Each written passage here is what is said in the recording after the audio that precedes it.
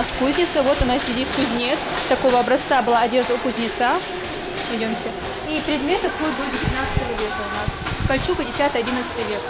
Плетением кольчуги занимались исключительно женщины, а вот этими кольца делал кузнец. То есть она у нас второй день идет, 10-11 век. Шумно, весело и многолюдно праздничную атмосферу дополняют национальные мотивы. Что млад, что стар рвутся в пляс.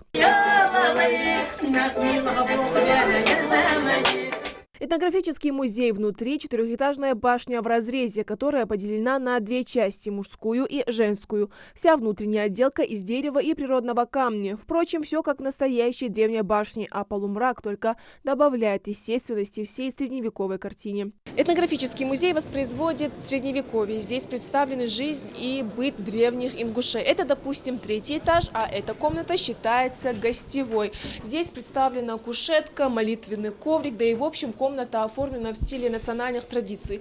Ингуши всегда славились своим гостеприимством, и поэтому все лучшее всегда давалось гостю. Пока мужская часть башни полупустует, на другой наряжают невесту. Больше трепета этому моменту придает именно понимание, что все происходит в средневековой башне, как и тогда, когда много лет назад выходили замуж прабабушки сегодняшних горянок. Мы перенеслись с 21 века в прошлый век. Тут все то, что было раньше, очень трепетно. Вот этот момент нравится нам побывать в этом же веке, как раньше люди и наряжались, и готовились к свадьбе. Башня Согласия сама является прототипом древних ингушских башен, только увеличенная версия, аж в 4 раза. Музей вмещает в себя целую эпоху, исторические и культурные ценности народа. В основном на первом этаже находился скот. Если брали пленных, то пленные находились, и зерно. Причем зерно находилось таким образом, чтобы можно было брать его только со второго этажа. То есть и отличие боевой башни от жилой башни то, что окно находится со второго этажа. И боевые башни были намного уже, чем жилые. Жилые были в основном 4-этажные, а боевые были 5-этажные, 6-этажные. Башня Согласия Бартгал. Символично, что этнографический музей расположился именно здесь. Гости отмечают башню как символ мира и сплоченности ингушей.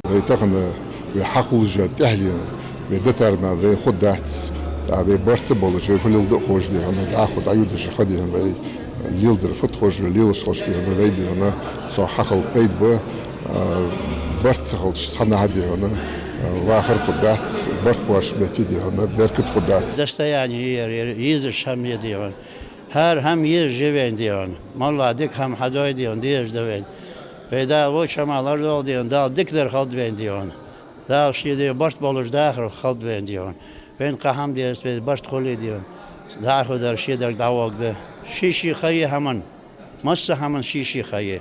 На втором этаже открывается зал совещаний Совета старейшин. Все как в старину. Круглый стол, а потолок украшает огромная люстра. Зал впечатляет не только масштабом, но и оформлением. Если в древности ингуши для того, чтобы обсудить или решить какой-то важный вопрос, собирались на горе Цейлуам, то сегодня все самые судьбоносные решения будут приниматься именно здесь, в этом зале. Зал оформлен строго, без лишнего. Одним словом, это место будет соответствовать тем решениям и вопросам, которые будут здесь обсуждаться. В новом зале состоялось первое заседание членов Совета ТЭПов. На обсуждение вынесены самые значимые вопросы.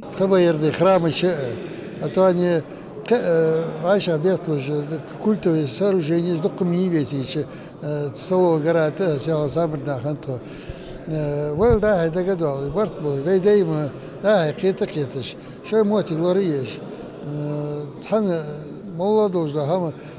Совет شوي عاشق يدبول باقرا شهر خرجة صار وقت دوز هم محكا زكون دو شك دولش استبرت بوش حدينت تغن اشت функция органи я совещательные рекомендательные органы при главе республики так ну хош твой устав твой положение твой حدила должен декрях твой декрях квачи здесь же учи В этнографическом музее, как и принято у ингушей, с большим радушием встречают гостей, главу региона и Анну Кузнецову. Холодно в магазе, но тепло от этого доброго приема, от ваших улыбок, от вашей любви к своей родной земле. Еду по Ингушетии и вижу стройку. Новые дома строятся новые детские сады, новые школы. Я встречалась с детьми, встречалась со взрослыми и вижу, что вместе мы можем сделать очень многое. Спасибо главе республики за то, что вкладывает сердце и душу в то, что сегодня окружает нас, вот в это благополучие, в то, что сегодня становится и меняется. Не все вопросы решены. Это да, на самом деле так. Но есть вы, в руках каждого из нас желание сделать лучше эту землю вокруг себя, сделать лучше что-то для своей семьи и, конечно, для самого главного, для нашего будущего, для детей.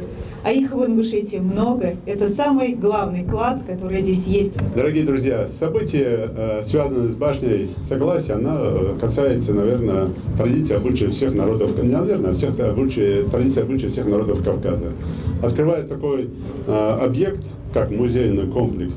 Конечно, он должен радовать, в первую очередь, гостей нашей республики, которые будут приезжать в республику. В этом комплексе заложено и на первом, и на втором, и на третьем этажах заложены вот те традиции, быт, культуру, не только ингушского, а вообще кавказских народов. Как раньше люди жили, в каких условиях жили, как при таких сложных таких условиях все равно люди находили время для отдыха, для занятий, для культуры, для общения. Вот это все заложено в этой башне. В России, в городе Магаз, зарегистрирован новый мировой рекорд. Самый высокий этнографический музей в мире. Это башня Согласия. Зарегистрированная высота 99 метров 97 сантиметров. Рекордсмен город Магаз, Республика Ингушетия. Под ваши аплодисменты!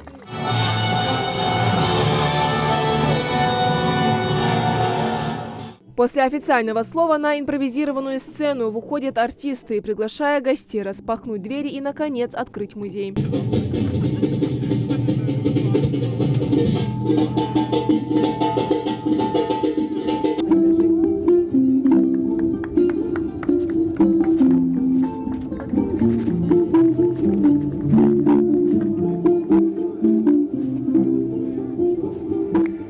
Гостям устроили обширную экскурсию, отказаться от которой никто не смог.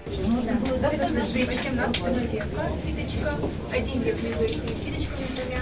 Нидира Манкиева, Хамзат Халхоев, Новости 24.